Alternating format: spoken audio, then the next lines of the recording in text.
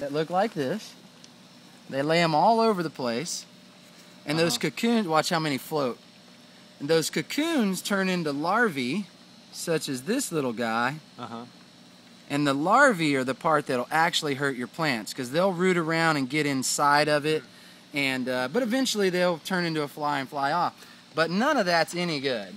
And they love this wet zone. So you see how these 3/4 inch boards are allowing the water to boil up? Yeah. If all of this wasn't here, those gnats wouldn't have so many happy spots.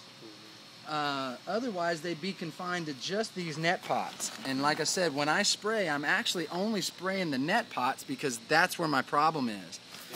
Here's a prime example of, they'll get up and poop on the leaves, but that's about all the damage they do.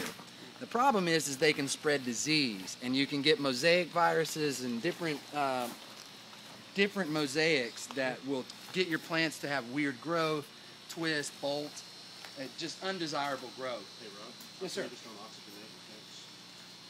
I'm sorry? How come you don't oxygenate in the tanks? I do, actually. They're oxygenated, but the rafts, because there's so much length and there's so much uptake, they need oxygen in the rafts, because literally, if the roots were just hanging in water, they would become anaerobic and the plant might grow, but it's not going to thrive. Plants, it's more important. This sounds counterintuitive, but my understanding is the plants require as much, they're dependent on oxygen to their roots as much or more than nutrients. I mean, they got to have the nutrients, but you can pump them full of whatever you want. If they aren't getting oxygen, they're never going to do anything. So you have to give them oxygen, because in this environment, there's no ebb and flow. They're literally constantly submerged. They would just rot. They literally would rot. So you got to put the air everywhere for multiple reasons. Now you can't put your tilapia in there, but you can put prawn or mosquito fish. There's a couple of fish you can actually put under there. But shrimp and prawn are or crawfish are better, because they'll actually crawl around and clean the roots and clean out anything and eat mosquito larvae and stuff. So they do really well. How about freshwater shrimp? Yeah. Now again, you're not gonna have a whole lot of room, because they require a lot of space. You can't do them as intensive culture as we can the tilapia and stuff. But it would sure make your occasional fish fry more of a surf and turf, because each person, you can get 1 or 2 prawn each, you know. And in a space this big, I think you're only going to be able to grow maybe 300 of them.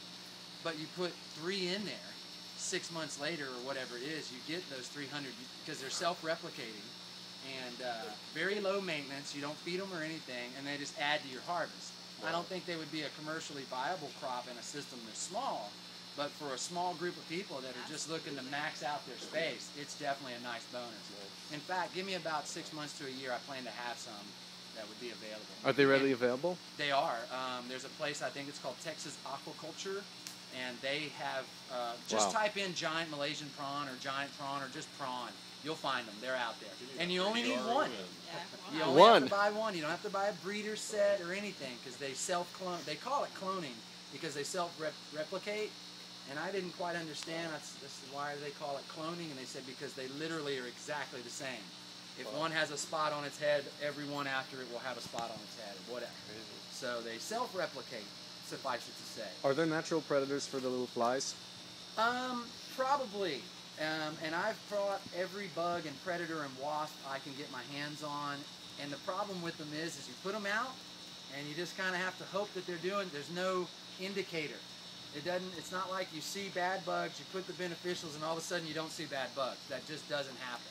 You put them out there, and they have to kind of just keep each other in check, and you just have to hope for the best. Are you trying to get any frogs or toads in here? I do actually get frogs will jump in here, and they'll do tadpoles in here. In fact, there might be some. Look, there's one right there. Yeah. So yeah, it's a problem. And that's a problem? They don't eat the bugs? Or no. They might, but they aren't doing a good enough job to satisfy me. What problem do they cause? They're just mostly, you'll notice that the flies themselves, the adults, will get up on the leaves and deposit waste, and so they'll just make your product undesirable. Secondly, their larvae are crawling around from plant to plant, and these flies, no telling where they were at earlier this day, they're considered a disease vector. They can spread stuff from plant to plant. So Do you the- really need to keep them in check. Do the frogs cause any problems? The frogs could very well do the same thing, and yes, I would say you need an environment that is frog-proof because you don't want frogs if you can help it. Eventually, they'll jump out and they'll eat. You know, the little baby frogs are going to eat baby flies, so it could be good. But again, you've got an extra animal that's warm-blooded or not, but he's jumping from area to area, spreading stuff around. You'd rather that not happen if you can at all keep that in check. So what's the solution? There's a BT, a Bacillus thuringiensis. To the bubbling of the water. Oh, thicker R-board. Okay. Now the problem is at Lowe's they sell it blue, at Home Depot they sell it pink. I just like the blue. If you order a pallet, they will order the 2-inch for you, but it would have been like $32 per board versus 11. So it was a no-brainer for me to just take, and knowing that I'm here on a limited time and this is really all research, I went with the cheaper solution. When I move, I will be ordering 2 pallets of the 2-inch so that I just have them. $32 for 2 inches, not bad. No, And styrofoam you don't want to use? no. Regular styrofoam leaches out whatever PCBs or whatever it does. This closed cell polystyrene or whatever they call it is supposed to be allowable in even organic food production. So the FDA has said that you can use it, or USDA. That's because there's no other alternative? Most likely. You know, if we could argue that PVC is not really non-toxic, but there is no alternative, so it's allowed. But you know, there's a lot of products that we would love to avoid if we could, but like you said, there's just really no alternative. What's the advantage of having the 2 inch? 2 advantages. You can imagine